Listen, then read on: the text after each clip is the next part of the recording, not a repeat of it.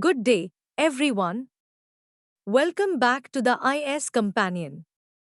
Today, we will explore a foundational concept in psychology, personality. Specifically, we will delve into the various approaches to understanding personality, focusing on the differences between traits and types. We will also examine the strengths and limitations of these approaches and their contributions to the study of individual differences. Definition of personality.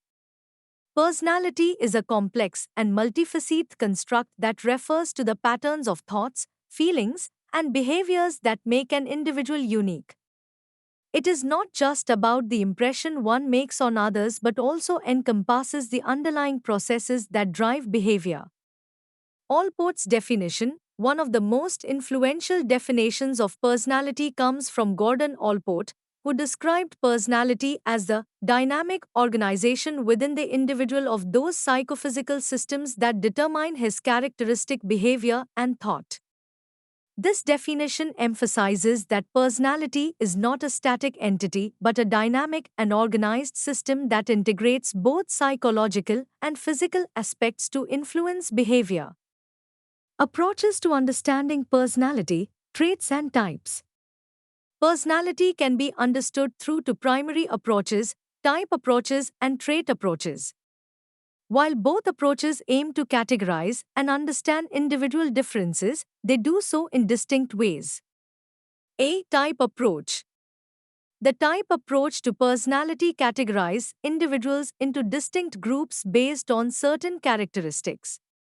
It is one of the oldest methods of understanding personality and has its roots in ancient theories. Hippocrates' four humors, one of the earliest typological approaches, was proposed by the Greek physician Hippocrates, who suggested that human temperament is influenced by four bodily fluids or humors: blood, phlegm, black bile, and yellow bile. These humors were thought to determine an individual's personality type: sanguine, phlegmatic, melancholic, or choleric. Kretschmer's constitutional types. Ernst Kretschmer, a German psychiatrist, proposed a theory that linked body types, somatotypes, with personality traits. He identified three main types: asthenic, slim and introverted; athletic, muscular and balanced; picnic, round and sociable.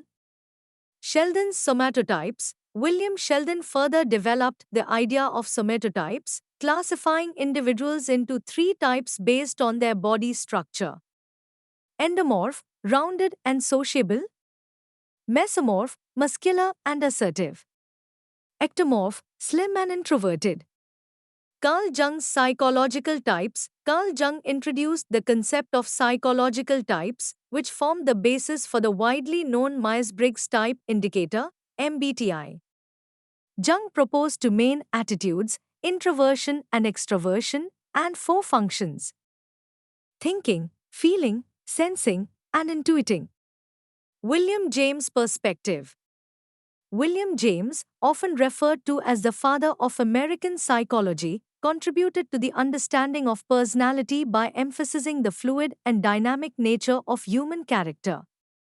While not a typologist in the traditional sense, James highlighted the importance of understanding personality in terms of both stable traits and the potential for change.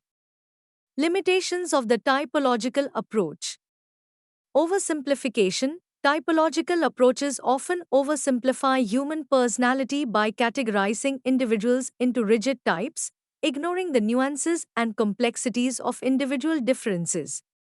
Lack of flexibility. The type approach does not account for the variations within a type. People who fall into the same category might still exhibit significant differences in their personalities. Limited predictive power. Typological theories often fail to accurately predict behavior because they do not account for the continuous and dynamic nature of personality traits. B. Trait approach. Unlike the type approach, the trait approach focuses on individual differences along continuous dimensions. Traits are relatively stable characteristics that describe a person's consistent behaviors, thoughts, and emotions. Traits versus types. Types are distinct categories into which people can be sorted, while traits are continuous dimensions on which individuals can be rated. This means that while types are more rigid, traits allow for a more nuanced understanding of personality. Traits are not about fitting people into boxes, rather, they describe where a person falls on a spectrum for a particular characteristic. Definition of traits. Raymond Cattell and other trait theorists have defined traits as enduring characteristics that distinguish individuals from one another. They are the building blocks of personality. Guilford's definition. J.P. Guilford defined traits as any distinguishable, relatively enduring way in which one individual differs from another. This definition emphasizes that traits are relatively stable over time and across situations. Trait theories. Gordon Allport's trait theory. Allport identified two levels of traits: cardinal traits, dominant traits that define an individual's entire personality. Example, a person being described as selfish in all aspects of life. Central traits, general characteristics that form the foundation of personality but do not dominate it. Secondary traits, traits that are more situation-specific and less consistent across different contexts. Raymond Cattell's 16 Personality Factors. 16 P.F. Cattell used factor analysis to identify 16 basic personality traits that he believed could be used to describe human personality. These traits include warmth, reasoning, emotional stability, and dominance, among others. Hans Eysenck's PEN model. Eysenck proposed a model that focused on three dimensions of personality: psychoticism, a trait associated with aggressiveness and interpersonal hostility; extroversion, the tendency to be sociable, lively, and active; neuroticism, the tendency to experience negative emotions, such as anxiety and depression. Critical analysis of the trait approach. Strengths. Predictive power. The trait approach allows for the prediction of behavior across different situations, making it a valuable tool in psychological assessment and research. Comprehensive. By focusing on individual differences, the trait approach offers a more nuanced and comprehensive understanding of personality. Limitations.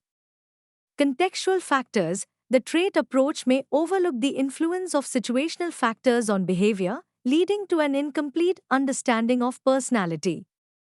Static view. Some critics argue that the trait approach assumes personality is static and does not adequately account for personality changes over time. In summary, the study of personality through both typological and trait approaches offers valuable insights into human behavior. While the type approach provides a broad classification of personality, it often oversimplifies the complexities of individual differences. On the other hand, the trait approach offers a more flexible and detailed understanding of personality, accounting for the continuous dimensions on which people differ. Understanding these approaches is essential for anyone studying psychology, as it provides the foundation for understanding how personality influences behavior and how individual differences manifest in various contexts. Thank you for your attention. Follow us on YouTube, www.youtube.com/iscompanion.